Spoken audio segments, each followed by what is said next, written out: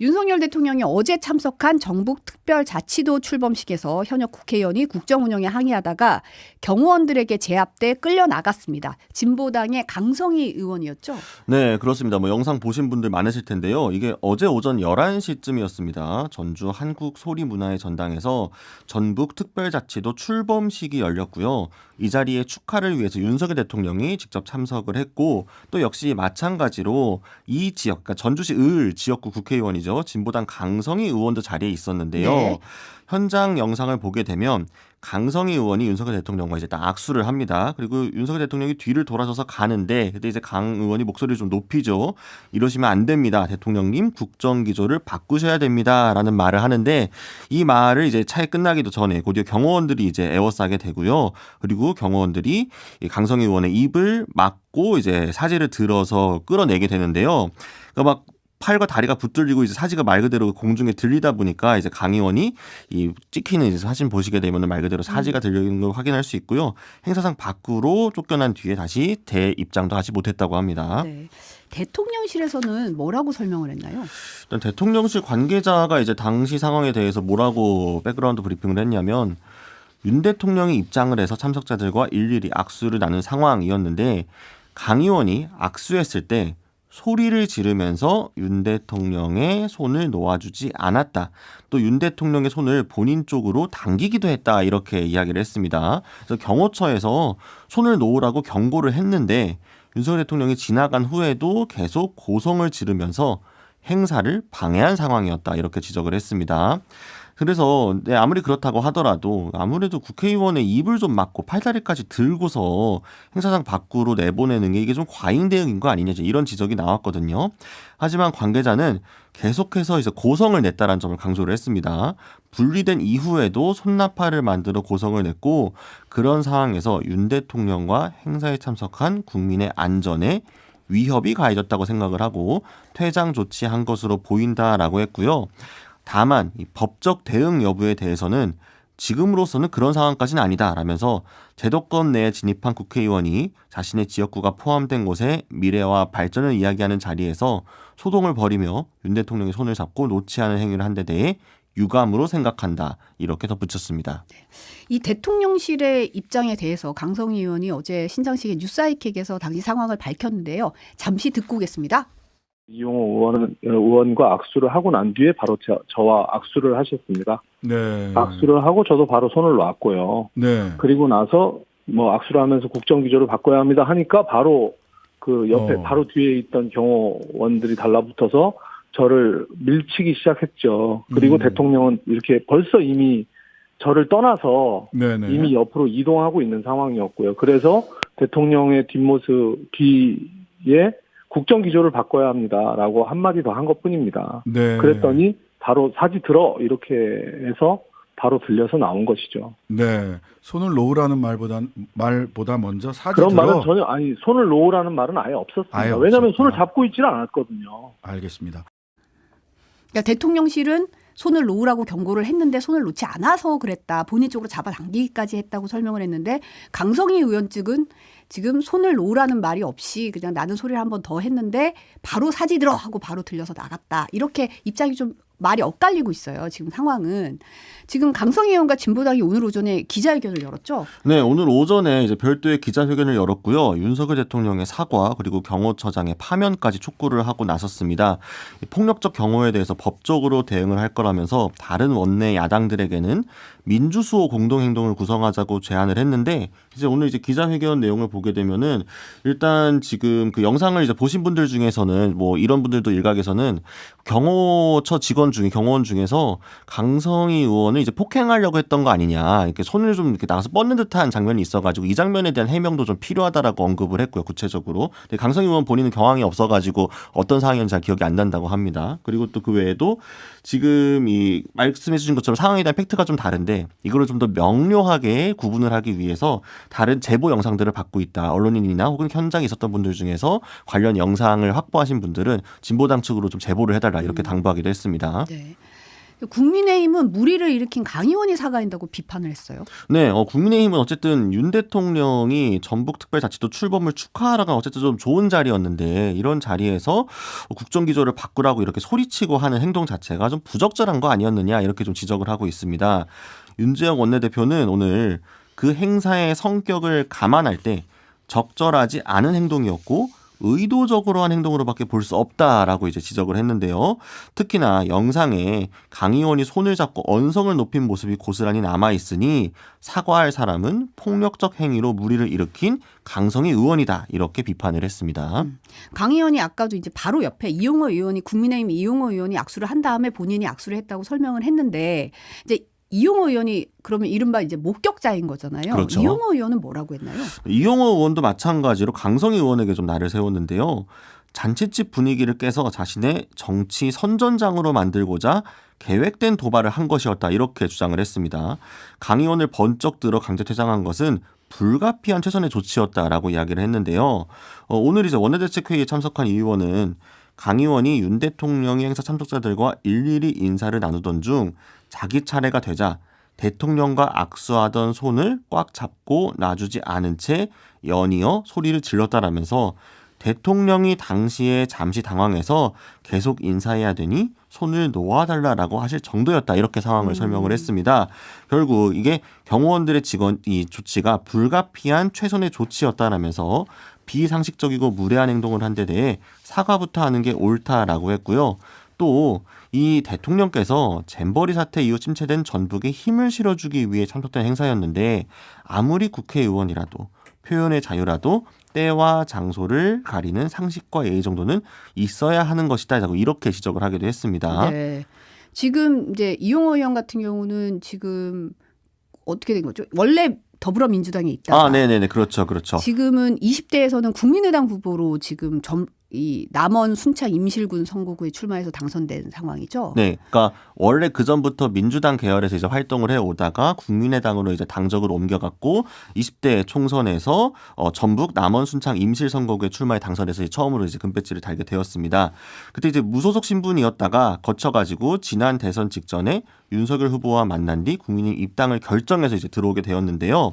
이번 총선에서는 서울 마포갑에 도전장을 내민 상태입니다. 서울로 옮기겠다고 지금 얘기한 상황이고요. 네네네. 그래서 지금 서울 마포갑에 지금 국민의힘만 해도 조정훈 의원이 시사전환에서 합당하면서 왔었고 최승재 의원도 지금 여기 사무실을 차리고 있어가지고 어쨌든 현역 의원 3명들끼리 최소한 이제 싸워야 되는 경선해야 되는 상황입니다. 네.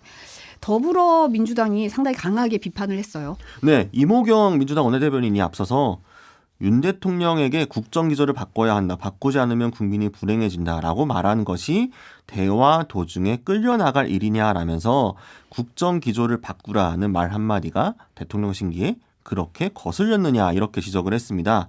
이제 무서워서 누가 윤 대통령에게 직언을 할 수 있겠느냐.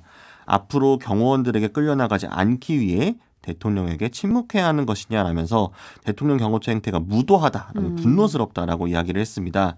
특히 야당 대표는 국민의힘 출신의 태극기 부대원에게 정치 테러를 당하고 행사에 초대받은 지역 국회의원은 사지가 들려 끌려나가는 게 윤석열 정부가 만들려는 대한민국의 민주주의냐라면서 대통령 앞에서 야당 국회의원이 직언하지 못한다면 독재 정권과 무엇이 다르냐 이렇게 표현을 했고요.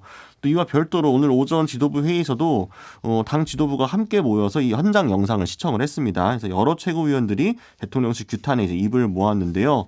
예를 들면 고민정 의원 같은 경우에는 비상식적이고 폭력적인 이 행위에 대해서 윤석열 대통령은 비겁하게 숨지 말고 직접 국민들 앞에 나와서 설명하시라라고 이야기를 했고요. 지금 민주당은 현안 질의가 필요하다면서 국회 운영위원회 전체 회의를 열어야겠다라며 만약에 여당이 협조하지 않으면 단독으로라도 열겠다라고 했는데요. 지금 운영위 간사가 이제 박주민 의원인데 어쨌든 협의에 나서겠다고 한 상황입니다. 네. 이준석 개혁신당 정강정책위원장도 이제 본인의 SNS에 과도한 경호라고 비판을 했어요. 그러면서 이제 오바마 전 미국 대통령의 영상까지 공유를 했더라고요. 네, 또 이 영상도 최근에 같이 좀 화제가 되고 있죠. 이 전 대표는 본인의 SNS에 국회의원이 아니라 어느 국민이라도 국정의 잘못을 지적했다는 이유만으로 사지가 들려나갈 이유는 없다라면서 경호상의 위협이었다면 다른 제지 방법도 있었을 것이다.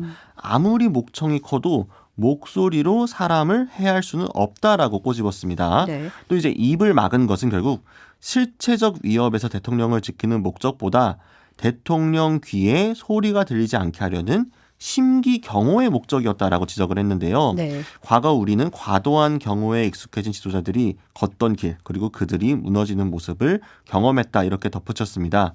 그러면서 강 의원이 불편했겠지만 역설적으로 지난 보궐선거에서 그가 당선된 것은 대통령이 국정을 올바르게 하지 못했기 때문이고 오늘 일로 그를 4년간 더 국회에서 볼 확률이 높아진 것도 사실이다라고 이제 덧붙이기도 했는데요. 네. 함께 공유한 이 버락 오바마 전 미국 대통령의 관련 영상은 2013년 11월 오바마 당시 미국 대통령이 이민 개혁안과 관련한 이제 연설을 하던 장면인데 오바마 전 대통령이 연단에 서자 한 이민자 청년이 계속해서 항의를 하면서 연설을 사실상 좀 방해를 하며 장내가 소란스러워졌습니다. 근데 경호원들이 움직였지만 오바마 대통령은 오히려 경호원들을 만류하는 모습이 담겨 있었는데요.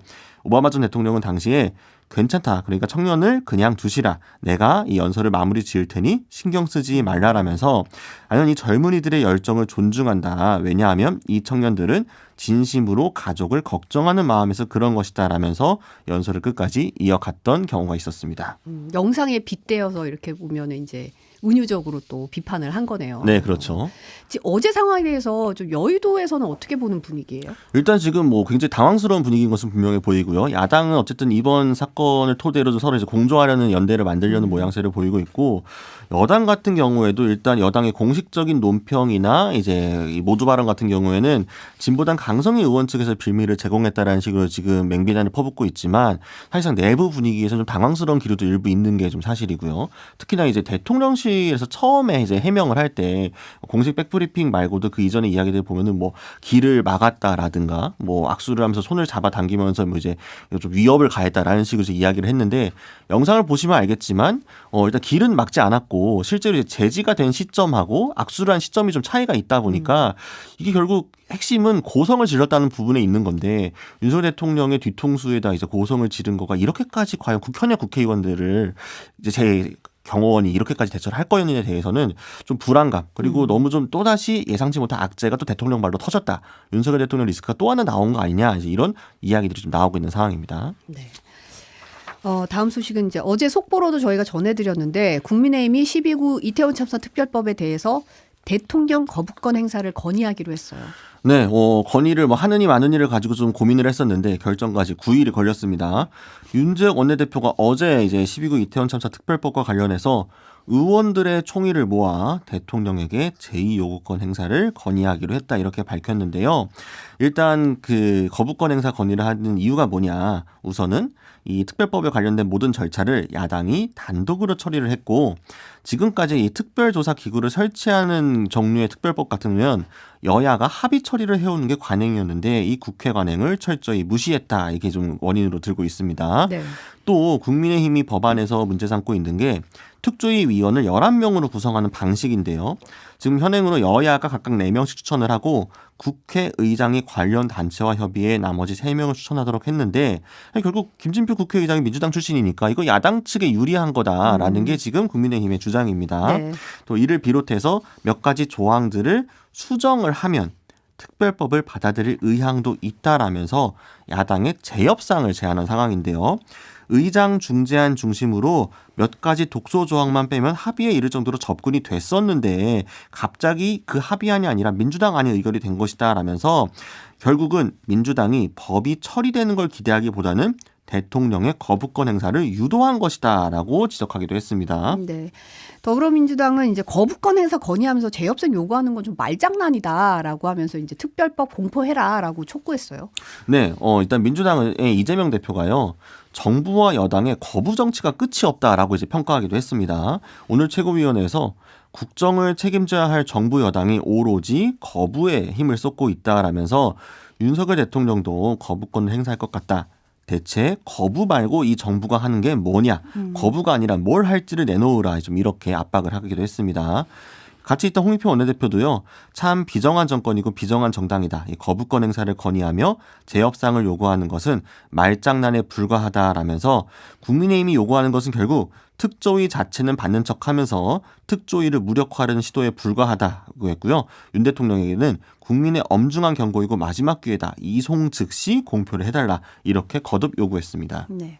이태원 특별법이 이르면 오늘 정부로 될 전망이죠? 네, 그러니까 뭐 국회의장 결재 같은 절차가 남아 있는데요. 이 절차가 마무리가 되면 바로 오늘 법제처로 이송이 될 전망입니다. 그래서 국무회의에서 제2 요구안이 의결이 되면 윤 대통령이 이를 제가할지, 그러니까 이 제2 요구안을 받아들여서 거부권을 행사할지 말지를 결정을 해야 되는데요. 어쨌든 민주당에서는 지금 거부권을 또 행사하면은 지금 여러 차례 지금 반복되는 모양새다 보니까 상당히 좀 반발을 하고 있는 모습입니다. 네. 피해자 유가족분들이 어제 이제 삭발식을 진행을 했거든요. 잠시 영상을 보고 오겠습니다. 거부권이 국민의힘을 규탄한다! 규탄한다! 규탄한다! 규탄한다! 저희는 오늘 삭발합니다. 저희가 할 수 있는 게 더 이상 뭐가 있을까요? 차라리 알려주십시오. 그러면 저희는 다 하겠습니다.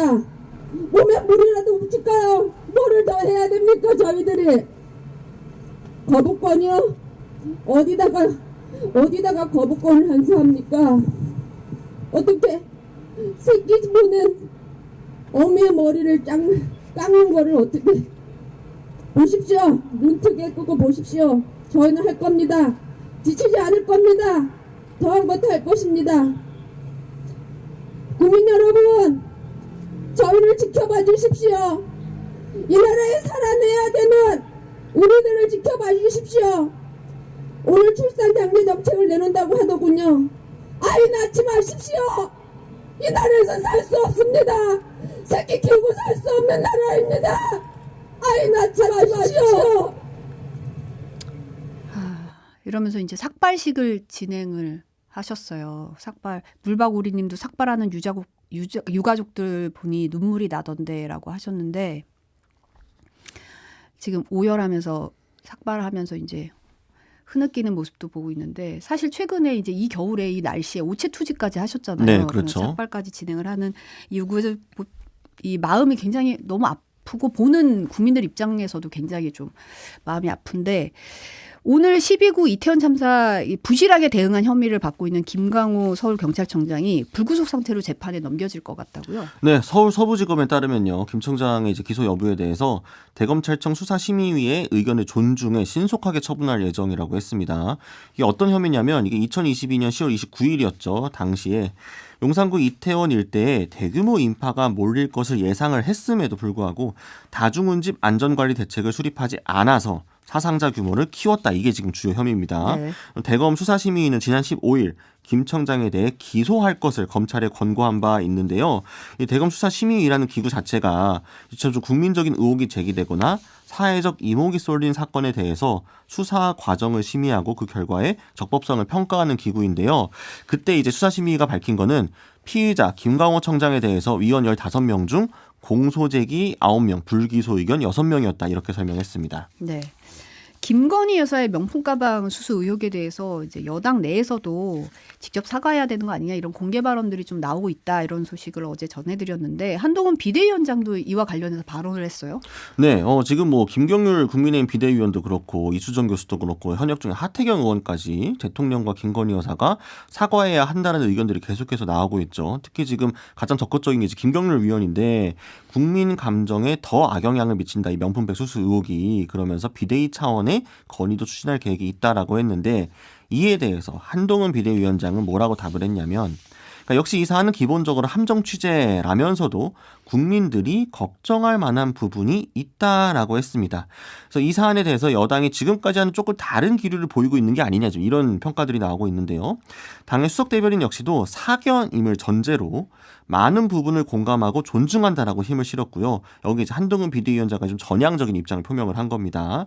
그러니까 국민들이 걱정할 만한 부분이 있다라는 것은 결국 이 명품백 수수 의혹이 대여론에 좀 좋지 않다라는 걸 인정한 셈으로 치부되고 있습니다. 근데 요즘에 이제 오늘자 동아일보 칼럼을 보면 이제 한동훈 비상대책위원장의 행보를 굉장히 냉정하게 평가하는 그런 칼럼이 좀 보수 언론에서 좀 연달아서 나오고 있는 것 같은데 좀 김건희 여사 문제 잘 짚고 넘어가야 한다. 뭐 이런 얘기가 나왔더라고요. 네, 뭐 사실 동아일보가 이제 칼럼이나 논평을 통해서 윤석열 정부의 쓴소리를 좀 많이 하고 있는 편이긴 하거든요. 특히 뭐 김순덕 대기자 같은 경우 여러 번 이야기를 한 바 있었고 여기에 지금 이기홍 대기자도 마찬가지로 한동훈 비대위원장에게 여러 가지 조언을 했는데요.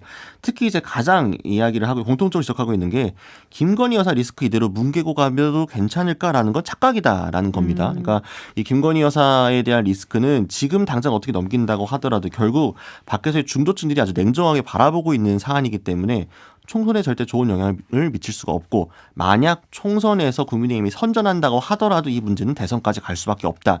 분명하게 매조지어야 된다라고 지금 강조를 하고 있죠. 네. 네, 최근에 한동훈 비대위원장이 김경률 비상대책위원을 이제 서울 마포울에 총선 출마할 거라고 발표를 하면서 굉장히 이제 좀 세게 발표를 했어요. 사실 영상을 보면 당내에서도 논란이 좀 있었던 것 같은데 이제 당협위원장인 이제는 전 당협위원장이죠. 김성동 전 의원도 유감을 표했는데 김경률 비대위원이 이 부분에 대해서 얘기를 했네요. 네, 그러니까 뭐 그 바로 직전에 이제 원희룡 전 장관을 이제 개항을 해 사실상 전략 공천하겠다는 뉘앙스로 풀이되는 물론 이제 경선을 치르겠습니다만 그런 이제 사기 공천 발표하는 거에 이어서 이 뭐랄까요 2탄으로 김경률 비대위원에 대해서 준비를 했던 거였는데 그 자리에 김성동 전 의원도 앉아있는 자리였고 마포 당협을 포함해서 지지자들이 모여있는 자리에서 그런 발표가 나오다 보니까 당원들과 지지자들 사이에서도 논쟁이 좀 있을 정도로 현장 분위기가 좋지 않았고 결국 그 당시 현장에서 김 전 의원이 그냥 자리를 떠나버리는 상황까지 왔습니다. 그래서 이렇게 좀 논란이 좀 심하게 일자 김경률 비대위원이 김성동 전 의원에게 사죄의 뜻을 밝힌 건데요. 네. 오늘 한 라디오에서 김성동 전 위원장이 정말 죄송하고 이른 시일 내에 한번 찾아뵙고 싶다라면서 정말 엎드려 사죄드리고 싶다. 기회가 된다면이라고 이야기를 했습니다. 그래서 김경률 비대위원은 한동훈 위원장과 대화를 하다가 여기 마포울 지역 당협위원장이 예비 후보로 등록이 안 돼 있더라. 비어 있다라는 정보를 드렸다라면서 외람된 표현이지만 그러니까 김성동 전 의원 측이 출마 의사가 없다고 받아들였고 한동훈 위원장도 검증해보지 못한 오류가 있었던 것 같다라고 이야기를 했습니다. 네. 그래서 김경률 비대위원은 전략 공천을 원하면 다른 데 원했을 것이다 라면서 변명하자면 시스템을 잘 몰랐는데 몰랐다는 게 어떻게 변명이 되겠느냐 이렇게 이야기하기도 했습니다. 근데 이제 어쨌든 김성동 전 위원장도 여러 언론 인터뷰를 하고 있는 상황인데요. 충격적이었고 참담했다라고 심경을 전했습니다. 이제 네. MBC 라디오에서 사정 귀띔은 전혀 없었고 지금까지도 전혀 연락이 없다라고 지적을 했고요. 그러면서 한동훈 위원장이 지는 선거가 의미가 있느냐라고 언급한 데 대해서도 기가 막힌다. 어려운 곳에서 땀, 눈물 흘려가며 뭔가 읽어보겠다고 노력한 사람들의 노력을 이렇게 무시할 수 있는가? 이렇게 무시하는 발언은 있을 수 없다라고 지적을 했고요. 그러면서도 본인은 탈당은 안 한다. 비대위원장보다 내가 보수정당의 애정을 갖고 바로 세우려 노력한 것이 더 시간이 길다. 이렇게 강조하기도 했습니다. 근데 윤지영 원내대표가 이제 김경률 비대위원이 김건희 여사 리스크에 대해서 좀 여러 발언을 했는데 김건희 여사 리스크에 대한 지역별 인식차가 크다고 발언한 부분에 대해서 대단히 유감스럽다 이런 얘기를 했어요. 네, 그러니까 확실히 지금 외부에서 온 비대위원과 현역으로서 원내 사령탑을 맡고 있는 윤재욱 의원 사이에 좀 크게 좀 괴리감을 보이고 있는 부분인데요. 윤재욱 원내대표가 일단 김경률 비대위원이 당내 수도권과 대구 경북 TK 지역 출마자 사이 시각차가 있는 것 같다라고 말한 것을 두고 대단히 유감스럽게 생각한다 이렇게 반박을 했습니다. 기자들 앞에서 인식 차이를 지역별로 갈라서 이야기하는 건 적절하지 않다고 본다라고 꼬집은 건데요. 이게 김경률 비대위원이 어제 연합뉴스 TV 인터뷰에서 윤재욱 원내대표가 김건희 여사 명품 가방 논란을 정치 공작으로 규정한 것을 두고 그게 우리 당내 TK의 시각이다. TK의 시각이다. 네, TK의 시각이다. 4월 10일이 오기만을 기다리는 분들이다라고 지적을 한 바 있습니다. 그래서 본인이 만난 수도권 험지 출마자들 그리고 선거 전문가들은 이구동성으로 정확하게 김 여사 리스크를 해소하지 않는 한 수도권 선거는 없다라고 말을 하고 있다는 건데요. 김 비대위원은 그러면서 과연 수도권 선거는 관심이 있는 거냐, 수도권의 아우성들, 쓰러져가는 전사자들의 목소리는 관심이 있는 건지 심각하게 들을 필요가 있다라고 강조를 했는데 근데 윤재욱 원내대표는 별로 듣지 않는 것 같습니다. 이에 대해서도 개인적인 주장이다라고 좀 선을 그었고요. 선거에 승패에 영향을 미치는 요소들은 다양하게 있고 어떤 특정 한 가지 이슈가 선거 전체 승부를 결정한다고 보지 않는다라고 했고요. 김건희 여사가 사과해야 된다라는 지적에 대해서도 대통령실이 다양한 이야기를 듣고 있는 것으로 알고 있다라는 정도로만 가름을 했습니다. 네. 결국 본질은 정치 공작이다라는 점도 강조를 하면서 본질을 간과하고 이야기하면 정치 공작을 한 사람들의 노림수에 말려드는 것이고 그 사람들이 이를 노리고 공작을 한 거기 때문에 정확히 알고 응답했으면 좋겠다라고 취지를 설명했는데요. 오늘 사실 한동훈 비대위원장과 윤재혁 원내대표가 긴급하게 비공개로 회동을 했습니다. 이 자리에서 지금 이태원 참사 특별법과 이 김건희 리스크와 관련해서 의견을 현안 조율을 한 걸로 전해지는데요. 구체적으로 어떻게 조율됐는지까지는 공개되지 않았습니다. 어떻게 될지 좀 지켜봐야겠네요. 네. 사실 이제 정책이 사라지고 너무 이제 대결 구도만 있다 이런 얘기 나오면서 좀 그랬는데 어제 사실은 여야가 나란히 저출생 대책 발표를 하면서 모처럼 정책 부분에서 좀 그런 목소리를 보이는 모습을 보였어요. 내용을 좀 살펴볼까요? 네, 지금 같은 날 이제 총선이 다가오니까 또 정책들 하나씩 발표하는 것 같은데요. 구체적인 기조에는 차이가 있지만 기본적으로 아이를 낳을 수 있는 사회를 위해서는 국가가 더 적극적으로 역할을 해야 된다. 여기에는 여야가 공통의 인식을 보였습니다. 일단 여당인 국민의힘은요. 아이와 함께하는 육아 환경 조성을 이제 이야기를 했는데요. 네. 아이를 낳으면 아빠에게 한 달 유급 휴가를 무조건 가게 하고 육아휴직은 신청만 하면 자동으로 개시하도록 하게 했다. 즉 눈치 보지 말고 아빠들도 육아휴직 적극적으로 쓰라라는 이야기고요. 현재 150만 원이 이제 최고인 육아휴직 급여를 210만 원까지 상한을 올리고 임신 중에 육아휴직을 배우자에게도 허용하기로 했습니다. 또 이제 육아기 유연근무 같은 경우에도 일정 규모 이상 중소기업부터 의무화를 하는 대신 기업 부담을 줄이기 위해 대체 인력 지원금을 2배로 늘리고 외국인 근로자의 고용 허가 한도도 올리기로 했습니다. 어떻게 보면 이제 육아를 할 수 있는 환경을 만들어주겠다. 이게 좀 초점인 것 같은데 민주당은 좀 어때요? 네, 민주당은 주거 그리고 자산 쪽에 좀 방점이 찍혀 있었습니다. 자녀가 2명인 가구에게는요. 24평형 분양 전환 공공임대주택을 제공을 하고 세자녀 가구에게는 33평형 주택을 지원하겠다라는 정책을 발표를 한 건데요. 네. 또 모든 신혼부부에게 10년 만기로 1억 원을 저리로 빌려준 뒤 첫 자녀를 낳으면 이자, 셋째 자녀까지 나오면 원금을 완전 탕감해주는 정책을 내어놓았습니다. 또 자녀 1인당 월 20만 원씩을 지급하는 키움카드, 또 이와 별도로 월 10만 원을 정부가 자녀 계좌에 입금하는 자립펀드 계획도 함께 발표를 했는데요.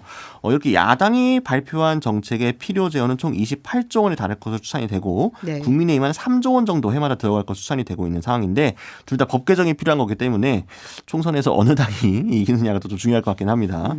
어떻게 보면 저출생 문제는 온 나라가 지금 힘을 좀 쏟지 않으면 지금 나라의 미래가 좀 걱정되는 상황이긴 해서 어찌됐든 이 모든 게 좀 공약이 잘 좀 이루어졌으면 좋겠다는 생각이 들고 어느 당이든 간에 좀 좋은 아이디어가 됐으면 좀 이렇게 받아들였으면 좋겠다는 생각도 좀 들긴 해요. 근데 이제 개혁신당도 요즘에 공약을 많이 내놓는데 이준석 정강정책위원장이 65세 이상에게 제공되는 지하철 무상이용 혜택을 폐지하겠다는 공약을 제시를 해서 지금 좀 이슈가 되고 있더라고요. 네, 요 정책도 좀 굉장히 화제가 되고 있습니다. 일단 이준석 위원장의 설명은 소련의 고연령층 무임승차 제도를 본떠 만든 이 제도는 이제 수명을 다했다라면서 논쟁적일 수 있지만 대한민국에 꼭 필요한 변화다라고 강조를 했습니다. 그러니까 지하철 무임승차 비용이 2022년 기준으로 연간 한 8천억 원 정도라는 통계를 언급을 하면서 이 비용은 현재 대부분 도시철도 운영기관의 부채로 남아 미래 세대에게 전가되고 있다. 즉 국가가 부담해야 되는 복지 비용을 지자체에 떠넘기는 매우 부적절한 행정이다라고 지적을 한 건데요.